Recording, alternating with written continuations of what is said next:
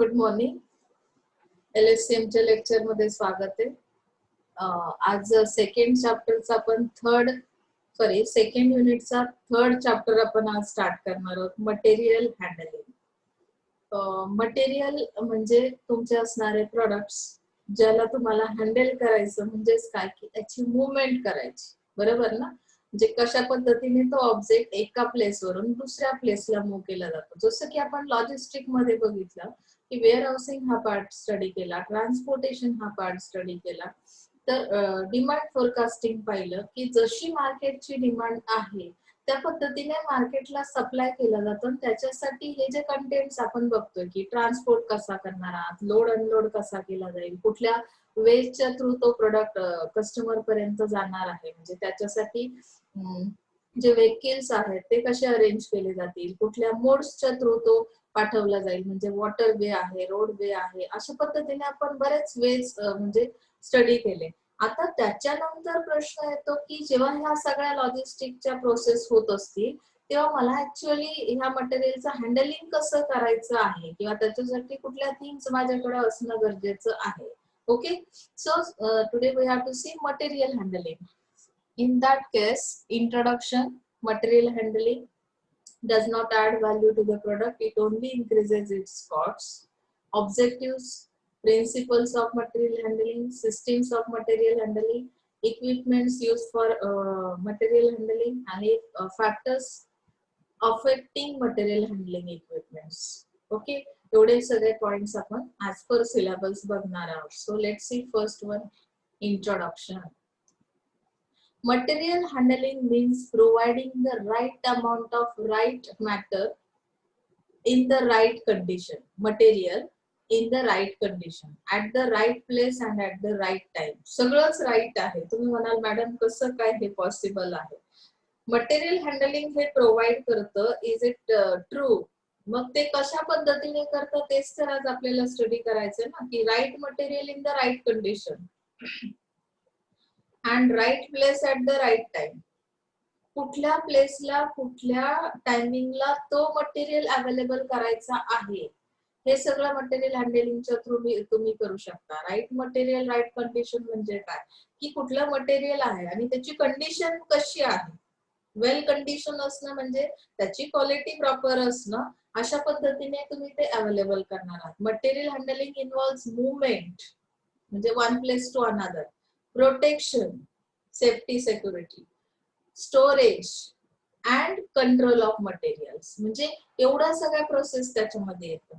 Material handling system decides the speed of movement of goods, service and information, म्हणजे त्या जे काही goods आहेत त्याचं स्पीड, त्याचा मूवमेंटचा स्पीड किती असला पाहिजे हे डिसाइड केलं जातं ह्या मटेरियल हँडलिंग सिस्टीमच्या थ्रू. विदिन, जसं आपण इथे बघितलं की at right place at right time, कशी रिक्वायरमेंट आहे, कुठल्या प्लेसला ते प्रोडक्ट अपेक्षित आहे आणि कोणत्या वेळेत अपेक्षित आहे. यहाँ पे क्या देखना जरूरी है कि प्लेस ओनली देखना नहीं है, तो उस प्लेस के लिए कौन से टाइम में वो प्रोडक्ट अवेलेबल होना चाहिए. तो यहाँ पे मैं स्पीड क्या करूंगी, डिसाइड करूंगी. मटेरियल हैंडलिंग सिस्टम डिसाइड करेगी कि उस गुड्स की अगर मुझे मूवमेंट करनी है तो उसका स्पीड कितना होना चाहिए. जैसे कि हम लोग जनरल एग्जांपल देख सकते हैं ना कि अगर मुझे दापोली में इंटरव्यू के लिए पहुंचना है, आप लोग बोलोगे मैडम दापोली के सिवाय दूसरा कोई एग्जाम्पल ही नहीं लेते, लेकिन वो जरा अच्छा लगता है. दापोली में बहुत सारे मतलब कि दूर दूर से लोग देखने के लिए आते, तो उसका नाम लेते वक्त भी अच्छा लगता है. तो सो दापोली में अगर मुझे इंटरव्यू के लिए पहुंचना है, 10 बजे का टाइम दिया हुआ है, तो मुझे क्या करना पड़ेगा कि उतने स्पीड से, अगर मैं घर में 9 बजे 8:30 बजे से मैं घर से बाहर निकली हूँ 8:30 बजे, तो मेरे पास 1.5 घंटा वहां तक जाने के लिए कितने मिनट्स लगते हैं, उसके हिसाब से मुझे क्या करना पड़ेगा, मैनेजमेंट करना पड़ेगा कि मैं कौन से व्हीकल से प्रॉपर टाइम पे वहां पे पहुंच सकती हूँ. उस तरह से ये मटेरियल हैंडलिंग सिस्टम काम करती है कि अगर किसी गुड्स को मुझे स्पीड क्या करना, भेजना है, तो उसके लिए मैं क्या करूंगी कि डिसाइड करूंगी कि मूवमेंट किस तरह से की जाएगी, कौन से मटेरियल हैंडलिंग का कौन सा इक्विपमेंट वहां पे यूज किया जाएगा. And information within organization and between the seller and the customer, यानी कि सेलर कौन है, कस्टमर कौन है, ऑर्गेनाइजेशन कौन सी है, किसका प्रोडक्ट है, इसके बारे में जानकारी मेरे पास होना बहुत जरूरी है. It determines the company response level to internal and external customer requirements. यानी कि ये जो मटेरियल हैंडलिंग किया जाता है तो इसमें बताया कि companies response level to internal and external customer requirements. जो इंटरनल कस्टमर रहता है तो वो कौन रहेगा आपका एम्प्लॉय. एक्सटर्नल कस्टमर जो है मार्केट का, उसकी रिक्वायरमेंट क्या है, दोनों चीजों को वो रिस्पॉन्स देंगे. Before product reaches to the final customer it passes through series of handling process. यहाँ पे भी चेन है.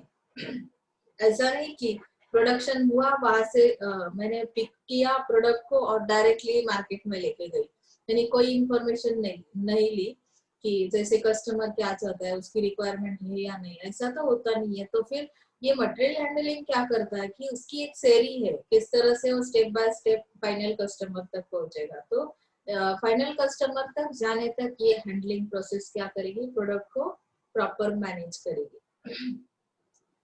So around 15 to 20% of the cost of the product is spent on material handling. अभी जो प्रोडक्ट के लिए cost आती है, टोटल प्रोडक्ट का जो प्रोडक्शन किया जाता है मैन्युफैक्चरिंग प्रोसेस है, तो उसके अंदर 15 up to 20% cost only material handling की रहती है. रॉ मटेरियल मंगाना है उसे भी तो हैंडल करना पड़ता है एक जगह से दूसरी जगह पे. अगर हम घर बना रहे हैं तो सीमेंट का यूज कर लेते हैं, रेती का यूज कर लेते हैं, जो भी मटेरियल हम लोग, स्टील है या कुछ और है, तो उसका तो हमें मूवमेंट करना पड़ता है ना. वैसे भी यहाँ पे अगर किसी चीज को बनाना है, हम प्रोडक्ट बना रहे तो ऑब्वियसली यहाँ पे मटेरियल को इधर उधर करना पड़ता है. तो ये सब करने के लिए लेबर फोर्स तो रहेगा ही. लेबर भी तो ऐसे ही नहीं आते ना फ्री ऑफ कॉस्ट, उनको भी तो कुछ देना पड़ता है. सैलरी हो या अगर आपने पार्ट टाइम रखे हो तो वो भी उनको क्या देना पड़ेगा, आपको कुछ ना कुछ देना पड़ता है. That cost will be mention here in around 15 up to 20%. Okay. Material handling is an important and specialized function of industrial activity. And even though this activity does not add to the value of the product, it is essential from the point of space and time utility. Where and when and where it is required. यानी कि material handling ये is an important and specialized function, but ये add नहीं करता product की value. Not add to value of product, value add नहीं की जाती इसकी वजह से. बट ये कहाँ पे जरूरी है, point of space and time utility. जिस टाइम में जो प्रोडक्ट की रिक्वायरमेंट, सॉरी जो मटेरियल की रिक्वायरमेंट है वो कंप्लीट नहीं हो रही तो आपका प्रोडक्शन ही कंप्लीट नहीं होगा. या मूवमेंट तो वो तो बाद में आता है, प्रोडक्शन से ही स्टार्ट हो जाता है ये मटेरियल हैंडलिंग. समझे ना. So next, material handling does not add value to the product, it only increases its cost. ये जो स्टेटमेंट दिया है तो यहाँ पे उन्होंने उसके लिए कुछ स्टेजेस एक्सप्लेन, प्रोसेस दी है कि क्यों ये वैल्यू ऐड नहीं करता प्रोडक्ट को और इसकी वजह से कॉस्ट किस तरह से ऐड हो जाती है. Okay, so let's see first one. The process of material handling involves following stages. Materials are transported from supplier to the plant.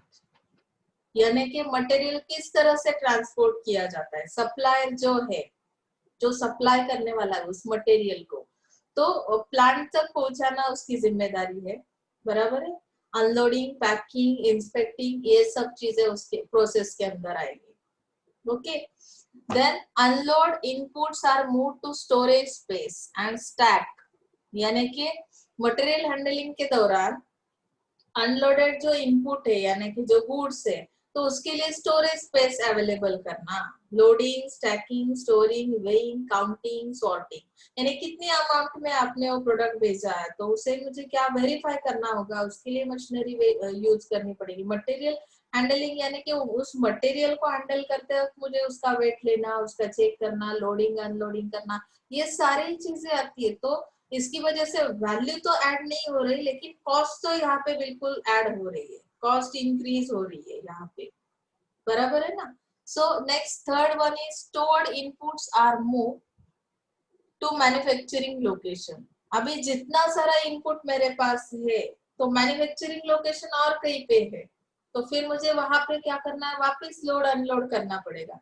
मतलब कि अगर वेयर हाउस में है तो वेयर हाउस से मुझे ट्रक्स में डालना पड़ेगा, या जो भी मोड मैंने यूज किया ट्रक्स के थ्रू मैंने लोड कर दिया, फिर वहां पे अनलोड किया, sorry.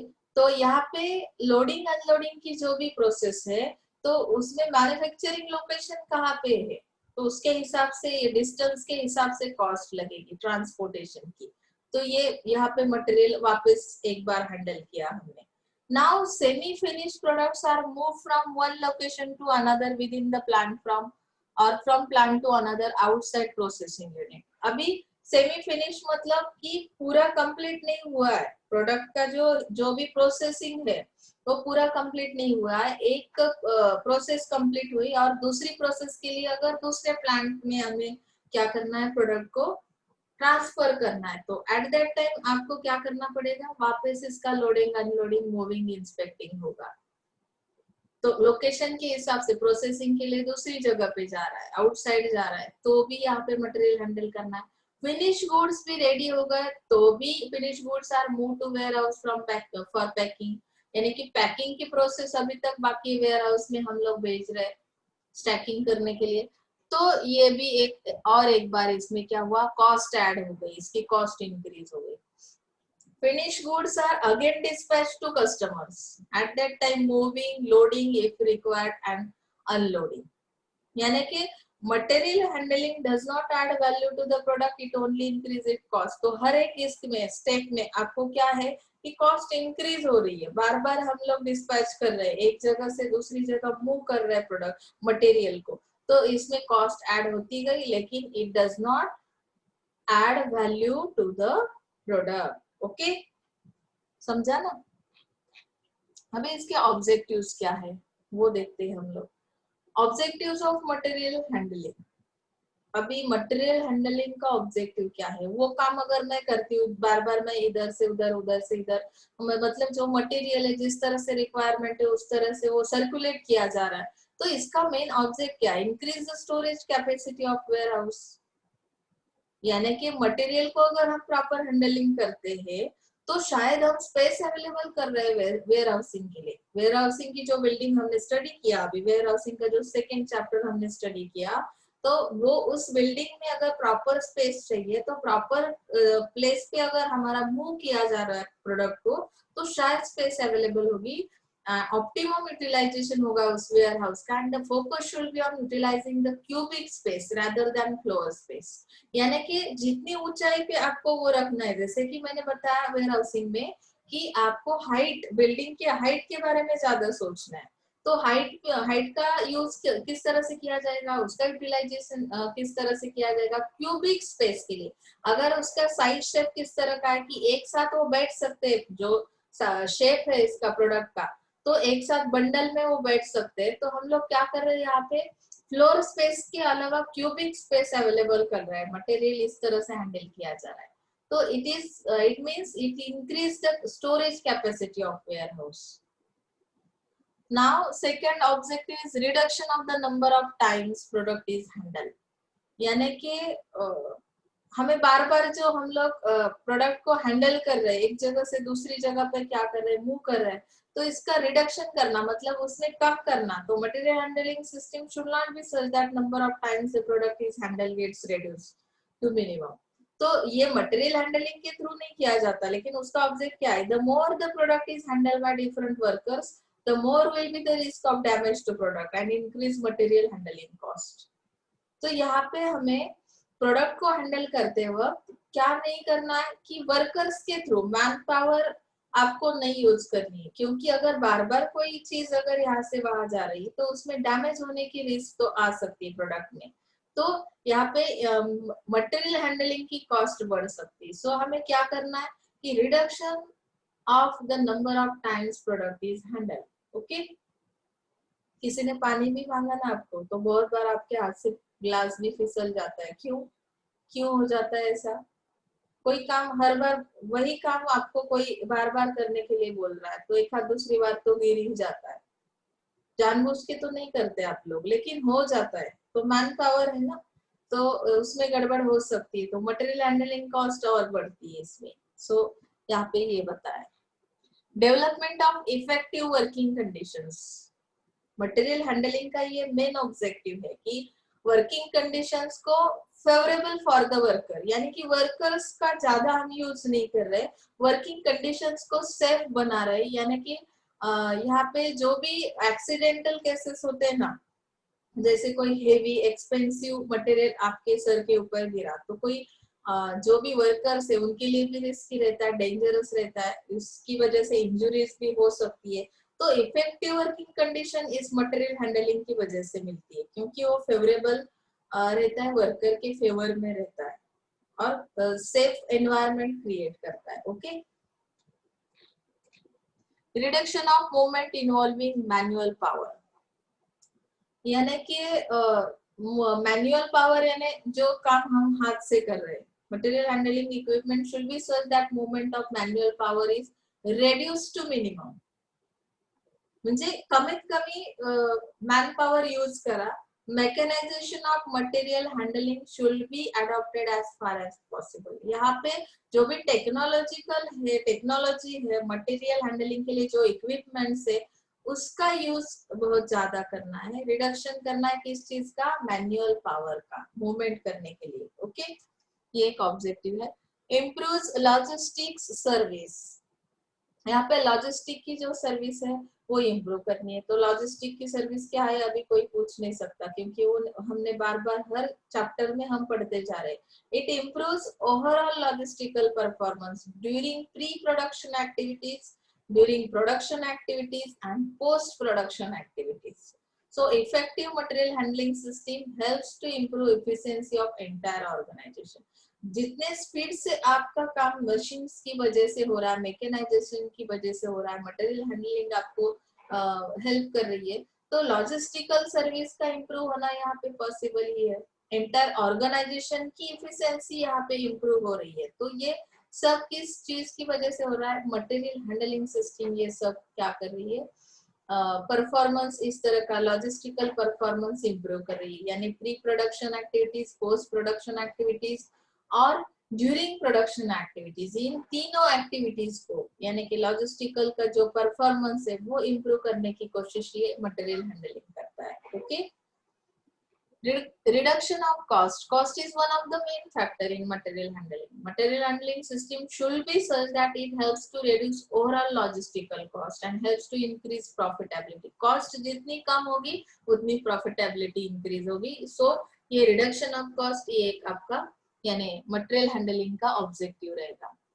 So let us see principles, जैसे हमने वेयर हाउसिंग के अंदर भी प्रिंसिपल स्टडी किए कि नहीं, प्रिंसिपल का होना यानी कि आपको सिस्टम किस तरह चलानी है।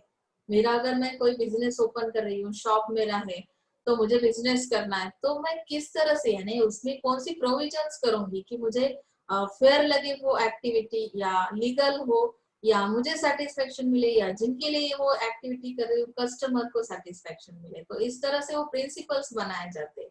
ओके, सो मटेरियल हैंडलिंग की जो प्रिंसिपल्स है, material handling system should be design in such a manner that it helps the organization to fulfil its needs and achieve its objectives.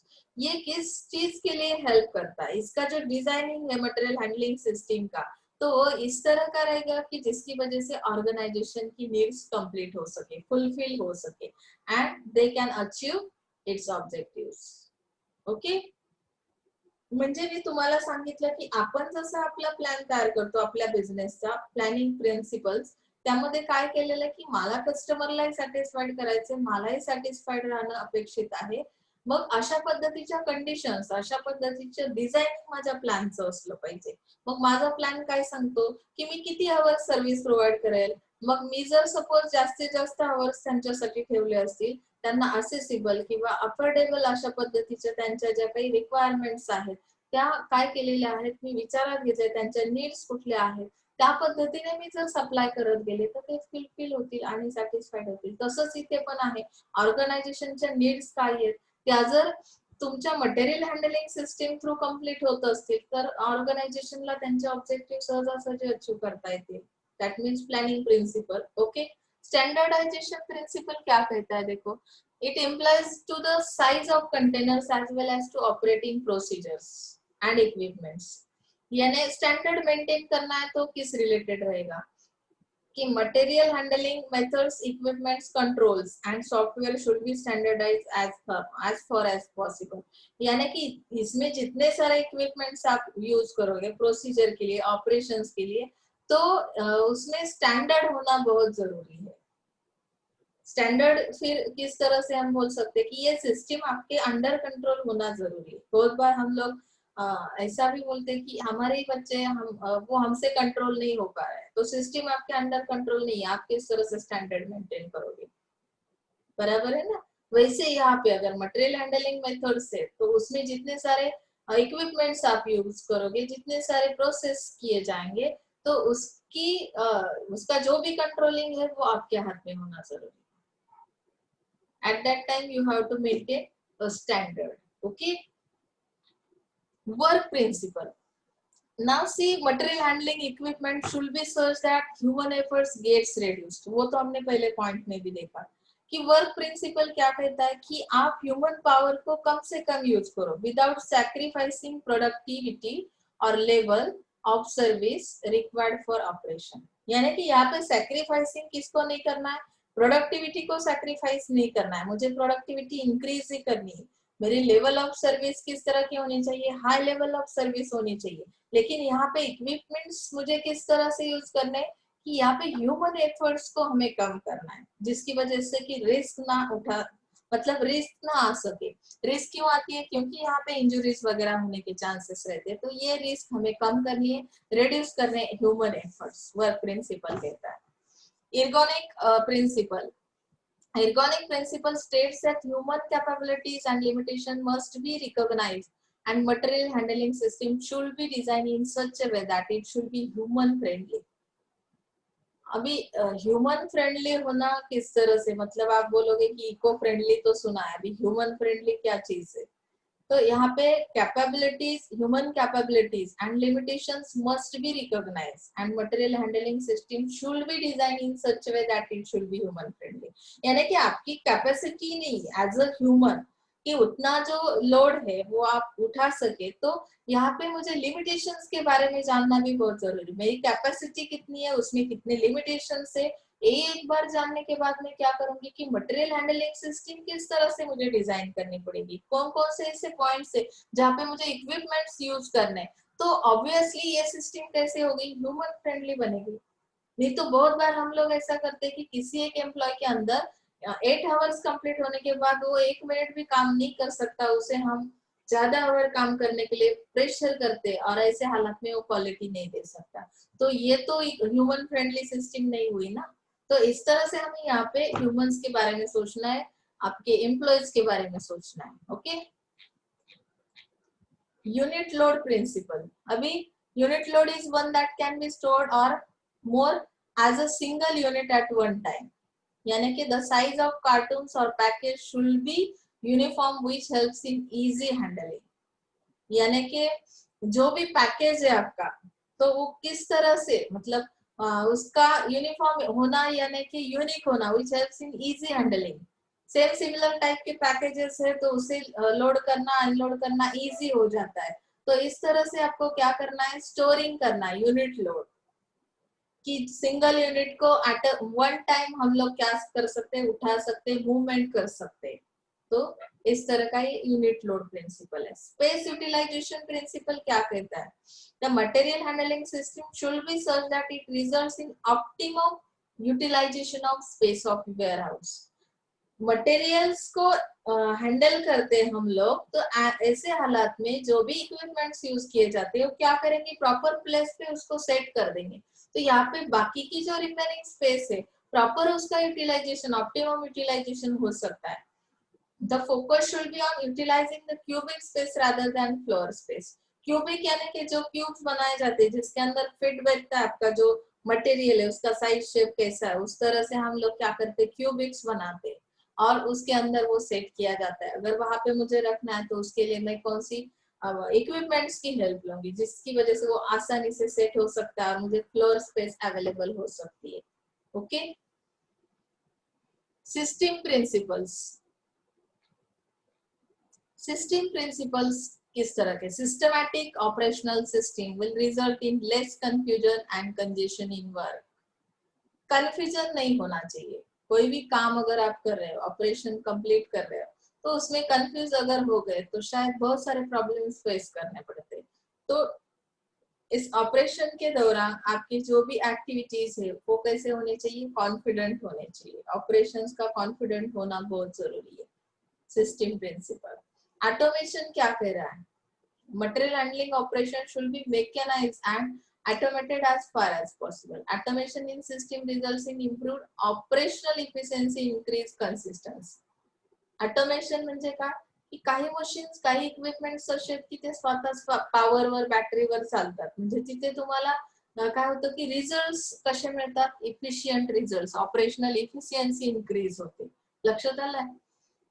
Environmental principles काय सांगतात की एन्व्हायरमेंटला काय सेफ्टी सिक्युरिटी प्रोवाइड करा, एन्वायरमेंटला damage करो नका। मटेरियल हैंडलिंग करते वक्त जितनी सारे प्रोसेस आप लोग करते हो कि डिजाइनिंग करते वक्त उस सिस्टम को आपको ये ध्यान रखना है कि energy impact and energy consumption should be considered. Okay, resources कितने यूज किए जा रहे हैं, नेचुरल रिसोर्सेस वगैरह, इसका जो इम्पैक्ट एनवायरमेंट पे होता है उसे कम करना है। तो प्रिंसिपल इस तरह का बना है। लाइफ साइकिल कॉस्ट क्या कहती है, the cost of material handling should be analyze in advance and should favour the organization. मतलब मैंने पहले भी बताया कि ऑर्गेनाइजेशन के लिए फेवरेबल ऐसी सिस्टम बनाते हैं ये मटेरियल हैंडलिंग सिस्टम, और should favor the organization. The cost of material handling should prove beneficial and economical for the company. यानी कि मटेरियल हैंडलिंग करना है इसका मतलब ऑलवेज हमें हमारे प्रॉफिट के बारे में नहीं सोचना है। तो हमें क्या करना है कि ये जो सिस्टम है ये कंपनी के लिए बेनिफिशियल और इकोनॉमिकल होना बहुत जरूरी है, ऐसा प्रिंसिपल्स कहते हैं। ओके, सिस्टम क्या कहती है, systems of material handling. Now let's see first point, manual material handling system. It is the cheapest and most commonly used material handling system. यानी कि किसी चीज को हम मैन्युअली करते हैं मतलब हाथ से करते हैं, यहाँ पे मशीन का यूज नहीं किया जाता।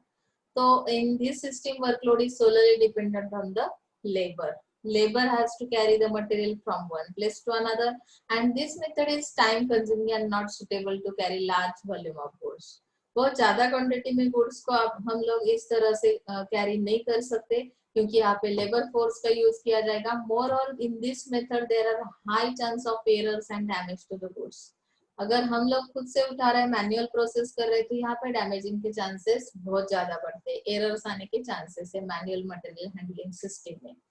मैकेनाइज्ड मटेरियल हैंडलिंग सिस्टम क्या कहती है, It involves usage of wide range of material handling equipments. यहाँ पे बिल्कुल अपोजिट है। पहले इसमें मैनुअल में क्या किया, लेबर फोर्स यूज किया। सेकेंड इसमें मशीनरी इक्विपमेंट यूज कर रहे हैं, which was initially done by labor or mechanized through the use of various material handling equipments.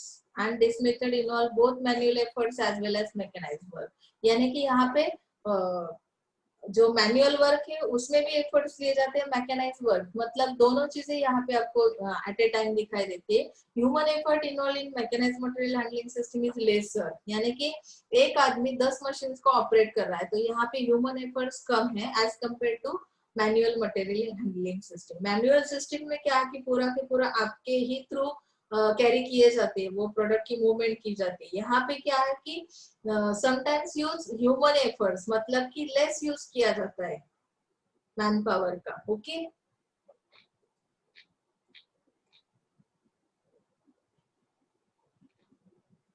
semi automated material handling system, now it supplements a mechanized system। semi automated है मतलब क्या है, in this system some aspects of mechanized material handling system are completely automated। बहुत बार ऐसे होता है कि इसमें जो भी इक्विपमेंट्स यूज किए जाते हैं वो कम्प्लीटली ऑटोमेटेड है, मतलब वो खुद से चलने वाले, खुद से नहीं चलते, वो उसके लिए पावर तो देनी पड़ती है। Thus the semi automated system is a mixture of mechanized and automated handling। Machinery भी है, ऑटोमेटेड हैंडलिंग भी है। Typical equipments utilised in semi automated system are automated guided vehicle system, computerised sortations, robotics. तो यहाँ पे किस तरह semi automated material handling system में रोबोटिक्स यूज करते हैं, तो इसकी वजह से हमें समझ में आ रहा है कि ये सिस्टम किस तरह से चलती। कंप्यूटराइज सॉर्टेशंस मतलब क्या कि कोई प्रोग्राम फिक्स किया जाता है। इस रोबोट्स के अंदर भी हम लोगों को जिस तरह की प्रोविजन चाहिए उस तरह से एक मैन पावर का भी यूज किया जाता है। मतलब कि हम लोगों के रिक्वायरमेंट्स क्या है या सिस्टम को किस तरह से मूवमेंट चाहिए उस तरह की प्रोविजन इस सॉफ्टवेयर के अंदर की जाती है और वो उसी तरह से क्या करेगा, मूव करेगा प्रोडक्ट्स को। Okay, semi automated material handling. Automated material handling system क्या है? It is the system which substitutes human requirements with automation. यानी computerization is an essential aspect of automation. An automated system increases productivity and enhances the speed and accuracy of material handling. Computer के through अगर कोई भी चीज हम लोग क्या कर रहे हैं, मैनेज कर रहे हैं, प्रोग्राम बना रहे हैं उसका, तो ये जो इक्विपमेंट है ऑटोमेटेड है, यानी कि ऑटोमेटिकली वो क्या करेंगे, सिस्टम को ऑपरेट करेंगे और जो भी प्रोडक्टिविटी है उसमें इंक्रीज होगा, आपका स्पीड बढ़ेगा, एक्यूरेसी मिलेगी मटेरियल हैंडलिंग के दौरान। It reduces the risk of human errors. यहाँ पे ह्यूमन पावर बिल्कुल यूज नहीं किया, कंप्यूटराइजेशन सिस्टम है, so it is called automated material handling system.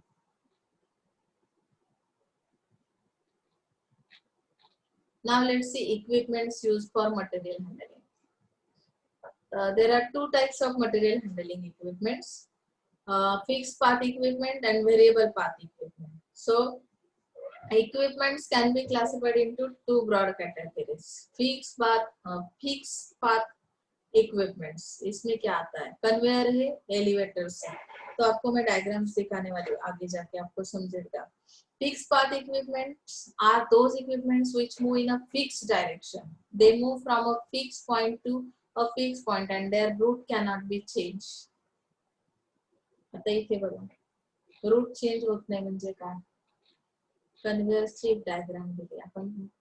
Belt conveyor है, चेन कन्वेयर है, तो सर्कुलेट होता रहता है प्रोडक्ट। अगर हम लोग मूव कर रहे हैं, प्रोडक्ट यहाँ से निकलेगा, यहाँ से आएगा, यहाँ से निकलेगा, यहाँ से जाएगा, तो डायरेक्शन चेंज होगी क्या, नहीं होगी। यहाँ पे भी सेम है, इस तरह से सर्कुलेट होता जाएगा प्रोडक्ट।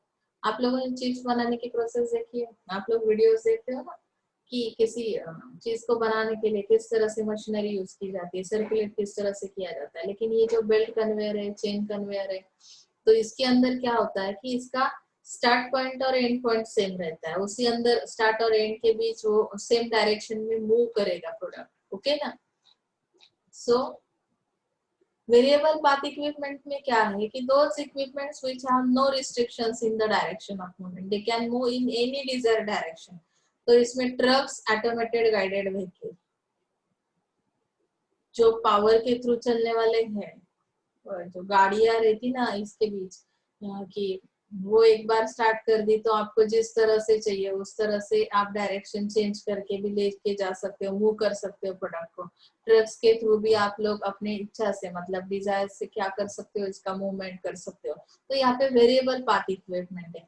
सो कन्वेयर के बारे में हमने अभी जो देखा उसके बारे में थोड़ा देखते हैं। दीज आर ग्रेविटी और power device commonly used for moving loads from point to point over fixed path, and the various types of conveyors are belt conveyor. See this belt conveyor, bucket conveyor, screw conveyor, pipeline conveyor, vibratory conveyor, trolley conveyor, and cute or gravity conveyor. Advantages of conveyors are that they do not require operators, will move a large volume of products and less costly to operate. यहाँ पे operators की जरूरत नहीं है, ये चलता रहता है ऑटोमेटिक। ओके, व्हील कन्वेयर देखो इस तरह का है। अभी ये प्रोडक्ट का पैक है, बॉक्स है, वो किस तरह से मूव किया जा रहा है, समझ में आ रहा है ना, इस तरह से इस राउंड में सेम डायरेक्शन में। क्रेन्स, अभी cranes are devices mounted on overhead rails और ग्राउंड लेवल व्हील्स और रेल्स। क्रेन कहाँ पे यूज की जाती है, क्रेन को तो आप जानते हो ना, they lift, swing the transport large and heavy material. Crane का भी यूज किया जाता है हेवी मटेरियल के लिए। उसके एग्जांपल्स दिए, gantry crane, jeep crane, electrically operated overhead crane. ये मूवमेंट के लिए मशीन्स, इक्विपमेंट्स यूज किए जाते हैं, इतना ध्यान में रखो। एलिवेटर्स का काम क्या है, are type of cranes. Elevators मतलब क्रेन का एक टाइप है that lift materials usually between floors of building, they usually serve only a limited area. Lift के थ्रू भी बहुत सारा प्रोडक्ट क्या किया जाता है, मूव किया जाता है। एलिवेटर्स यानी वन टाइप ऑफ क्रेन, वो भी they usually sir only limited area, मतलब कि सेकेंड फ्लोर से थर्ड फ्लोर की लिफ्ट जाएगी, थर्ड फ्लोर से फोर्थ, जितनी बिल्डिंग की कैपेसिटी उतने फ्लोर्स तक वो ऊपर नीचे जा सकता है सेम डायरेक्शन में। हॉइस्ट क्या है, hoist are devices which move materials vertically and horizontally, मतलब एक तो वर्टिकल इसमें जाएगा, एक तो हॉरिजॉन्टल एरिया में क्या किया जाएगा, इसका मूवमेंट किया जाएगा। See this machines, okay. Industrial trucks refers the different kind of transportation item and vehicles used to move materials and products in material handling. अभी यहाँ पे जो ट्रांसपोर्टेशन किया जाता है, बहुत सारी चीजें, इसमें बहुत सारे आइटम्स रहेंगे। एंड उन्होंने बताया this trucks have variety of characteristic to make them suitable for different operations. अभी इस ट्रक के अंदर भी उन्होंने बताया कि कैरेक्टरिस्टिक, वैरायटी कैरेक्टरिस्टिक्स है, जिसके थ्रू वो क्या करती है कि डिफरेंट डिफरेंट टाइप के ऑपरेशंस कंप्लीट करती है। This trucks may be operated by electric, diesel, gasoline and liquefied petroleum. तो ये अलग अलग पावर लेके क्या कर सकती है, मूव कर सकती है। Examples are forklift trucks, pallet trucks, tractor with trailers, hand trucks and power trolleys. Okay, pipelines, ये जो हमने लास्ट इसमें भी एक इसमें देखा कि pipelines are close tubes that transport liquid by means of pumps और gravity. Okay, automated guided vehicle, AGV that is called, and are battery powered driverless vehicle, battery power से जो चलने वाला व्हीकल है, ऑटोमेटेड गाइडेड व्हीकल। तो यहाँ पे ये it is a driverless that are control by computer. Okay, and AGV are often used in automated warehouse operations, मतलब कि जो वेयर हाउसिंग की सिस्टम हमने सेकेंड चैप्टर में स्टडी की ना, वहाँ पे जो भी ऑपरेशंस किए जाते हैं तो वो इस ऑटोमेटेड व्हीकल के थ्रू किए जाते हैं। AGV system follow magnetic path for destination and they stop if they find any obstructions in path, मतलब कोई भी दिक्कत अगर आपके वे में आती है, पाथ में, तो वो क्या करता है कि फाइंड आउट करता है एंड इसकी वजह से ये बेनिफिशियल है, डैमेज कम होता है इसकी वजह। The main benefit of AGV include lower handling cost and less damage to products, improve safety, क्योंकि कोई भी दिक्कत है आपके वे में तो क्या करेगा, फाइंड आउट करेगा। सो इस तरह से देखो इसके डायग्राम्स दिए, ऑटोमेटेड गाइडेड व्हीकल, समझ में आ रहा है। Industrial robots is an automatically controlled reprogrammable mechanism that can perform variety of functions. Robots are useful in warehouses where an extreme condition of temperature and noise exist. जिस environment में man power नहीं काम कर सकता, बहुत देर तक वहां पे हम नहीं रुक सकते, तो रोबोट्स वहां पे वेयर हाउसिंग में काम करेगा। यानी कि वहां की कंडीशन किस तरह की बताया कि एक्सट्रीम टेम्परेचर है, क्योंकि हमें वेयर हाउसिंग के अंदर जितने सारे प्रोडक्ट्स हम स्टोर रखने वाले हैं उसके लिए टेम्परेचर मेंटेन किया जाता है, प्रॉपर टेम्परेचर, और नॉइस यानी कि आवाज बहुत रहती है। तो ऐसे हालात में हमें वहां पे रुकना पॉसिबल नहीं, तो eight that time robot will be continue to work in that temperature. Okay, forklift trucks, abhi one of the most widely used and extremely helpful equipment in materials handling has been the forklift trucks. Forklift truck, this could be battery operated or diesel operated। आप लोग देख सकते हैं truck किस तरह की रहती है, उसकी अरेंजमेंट कैसी, यहाँ पे ड्राइवर बैठ सकता है, यानी कि ये ड्राइवरलेस नहीं है। ओके ना, व्हील्स भी है इसके। तो ये फॉर्कलिफ्ट ट्रक जो है this will be battery operated and diesel operated, battery से भी चल सकती है, डीजल से भी। It has fork which can be inserted into the pallet and thus the load is lifted।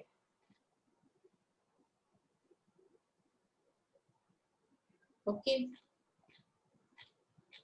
अभी factors affecting selection of material handling equipments, जैसे कि हम लोग देख सकते हैं कि मटेरियल हैंडलिंग के इक्विपमेंट परचेस करने तो कौन से फैक्टर हमें देखने पड़ेंगे। जैसे हमें कोई ड्रेस भी परचेस करना है तो हमें कौन से फैक्टर्स देखने पड़ते हैं? एक तो पैसे तो पापा से लेने हैं, परमिशन मम्मी से लेनी है, साथ में फ्रेंड को लेके जाना है, कौन से शॉप में जाना है ये भी ढूंढना पड़ेगा। वैसे यहाँ पे है कि कोई मटेरियल मुझे इक्विपमेंट अगर परचेस करना है, बराबर है ना, सिलेक्शन करना है कि अभी मेरी जो प्रोसेस है, जो मेरा बिजनेस है, उसमें किस तरह का मटेरियल हैंडलिंग इक्विपमेंट्स होने चाहिए, तो ये मुझे सिलेक्ट करना है। तो फिर मेरे फैक्टर्स कौन से होंगे जिसको मुझे स्टडी करना पड़ेगा?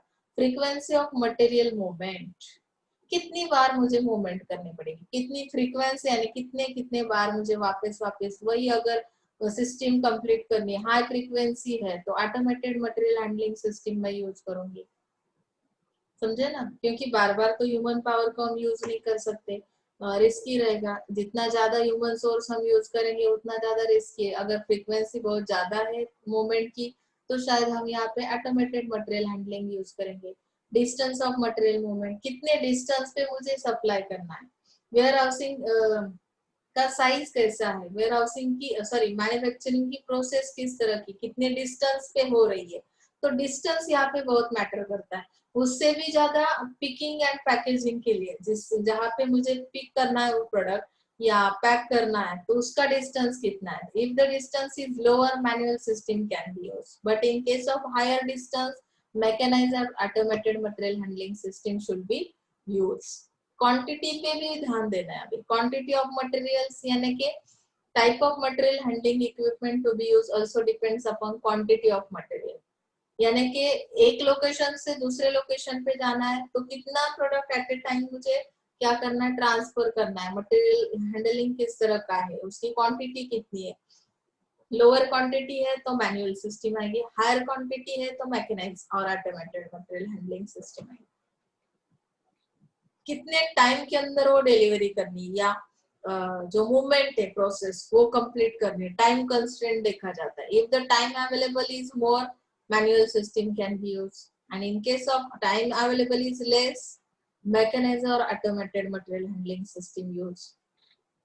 कॉस्ट कितनी है? Cost basically involves initial investment and cost of maintenance. जो भी इक्विपमेंट परचेस करना है तो उसके लिए मुझे इनिशियल इन्वेस्टमेंट कितनी करनी पड़ेगी और मेंटेनेंस कितना करना पड़ेगा। If the organization has cost constraint, किसी एक के पास उतना मतलब यहाँ जाके अड़चनियां है कॉस्ट रिलेटेड, कॉस्ट कंस्ट्रेंट यानी कॉस्ट रिलेटेड जो भी प्रॉब्लम्स है, then it should use manual system. अगर ऑर्गेनाइजेशन नहीं मैनेज कर पा रही उतना मेंटेनेंस, इतना इनिशियल इन्वेस्टमेंट नहीं कर सकती, उसका बजट नहीं है, तो मैनुअल सिस्टम यूज करो। अगर आप लोग लॉन्ग टर्म एडवांटेज लेना चाहती है आपकी ऑर्गेनाइजेशन तो स्पेंड करो मनी, और it should be use mechanised और automated material handling system. Okay, समझ रहा है ना। इंजीनियरिंग फैक्टर्स किस तरह के हैं? Selection of material handling equipment also depends on various engineering factors such as size of warehouse।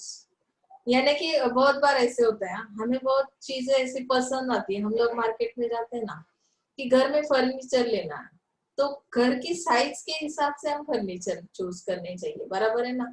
तो वेयर हाउसिंग की साइज कितनी है उस हिसाब से वो इक्विपमेंट्स होने चाहिए, नहीं तो वेयर हाउसिंग की साइज कम है और इक्विपमेंट की साइज बढ़िया है, उसकी हाइट के बारे में सोचना भी बहुत जरूरी है। Type of warehouse, warehousing का टाइप कौन सा है, किस तरह की फैसिलिटी उसमें होना जरूरी है और किस तरह के इक्विपमेंट्स होना जरूरी है, तो ये इंजीनियरिंग फैक्टर्स है। फ्लोर साइज कितनी है, कंडीशन किस तरह की है, कि किसी फ्लोर पे कोई अगर मशीन नहीं चल सकती तो हम लोग इस टाइप के इक्विपमेंट्स नहीं परचेस करेंगे।